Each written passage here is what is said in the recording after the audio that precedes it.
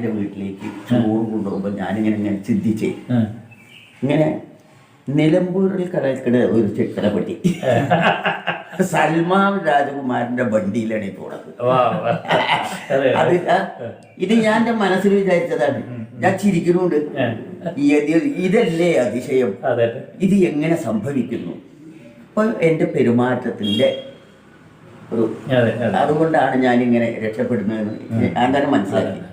പിന്നെ വരുന്ന എല്ലാ കഥാമകളോടും ഞാൻ അത് പറഞ്ഞ് മനസ്സിലായിപ്പോയി. ഭക്തയിലൊക്കെ ചെന്നാൽ ആളുകൾ ഇങ്ങനെ പറയുക, അത് കണ്ടാലും അവർ ചിരിക്കുകയുള്ളൂ. അവർ പാടുമ്പോൾ അവരൊപ്പം പാടാം, പിന്നെ ആടുമ്പോൾ നമുക്കൊന്ന് ചാടാം. പെണ്ണുങ്ങൾ നിൽക്കുന്ന ഭാഗമൊക്കെ ഒരു കാരം അവിടെ ഒരു കാരം ഇതിനുള്ളിലാണ്. ഇവരിങ്ങനെ കുത്തും പാടും, അതിനിടയ്ക്ക് ഗാവ പിടിക്കും. ഇത് അപ്പൊ അപ്പുറത്ത് പുരുഷന്മാരും അങ്ങനെ തന്നെയാണ്. അവർ പിന്നെ ഈ സ്ത്രീകളെ കാണും.